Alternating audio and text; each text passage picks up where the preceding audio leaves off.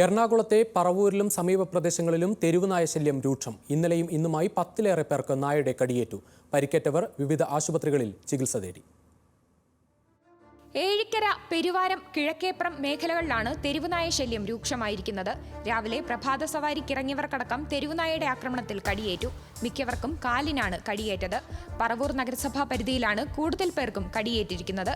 നഗരസഭാ പരിധിയിൽ നായകൾക്ക് വന്ധീകരണം നടക്കുന്നില്ലെന്നാണ് നാട്ടുകാരുടെ പരാതി. ഇന്നലെ രാവിലെ നാട്ടിലേക്ക് ഇറങ്ങി നടക്കാനായിട്ട് ഇറങ്ങിയതാണ്. അപ്പോൾ കുറേ കൂടി വന്നപ്പോൾ ഒറ്റ കൊടുത്തോളൂ ഈ പട്ടി പിള്ളക്കുടത്തേക്ക് അടിച്ച് തെറിപ്പിച്ച് ചോരയുടെ കൈലാസം വരും. ഒരു 4 മണിയപ്പോൾ ഇങ്ങനത്തെ സ്ഥലത്ത് പട്ടി കിടപ്പുണ്ടെന്ന് പറഞ്ഞു. ഒരു പണി തീരാത്തൊരു വീടാണ്.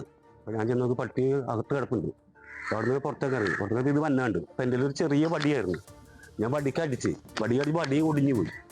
അങ്ങനെ അപ്പം തന്നെ ചാടി കടിക്കായിരുന്നു. അപ്പം തന്നെ ഇവനുണ്ടായിരുന്നു. ഇവനൊരു വടി അടിച്ച് അപ്പം തന്നെ അമർത്തി പിടിച്ച് കയറിട്ട് കൂട്ടി അത് കെട്ടിയിട്ട് പിന്നെ 15 നിമിഷം എന്നെ ഹോസ്പിറ്റലിൽ കൊണ്ടുപോയി. നായയുടെ ആക്രമണത്തിൽ പരിക്കേറ്റവർ പറവൂർ ഗവൺമെന്റ് ആശുപത്രിയിലും എറണാകുളം ജനറൽ ആശുപത്രിയിലുമായി ചികിത്സ തേടി. ഒരാഴ്ച മുൻപ് 6 തെരുവ് നായ്ക്കൾ കൂട്ടമായി ആക്രമിക്കാൻ ശ്രമിക്കുന്നതിനിടെ ഗോത്തുരുത്ത് സ്വദേശിയായ ഹാഷിം എന്ന വിദ്യാർത്ഥിക്ക് സൈക്കിളിൽ നിന്ന് വീണ് പരിക്കേറ്റിരുന്നു. ന്യൂസ് മലയാളം, കൊച്ചി.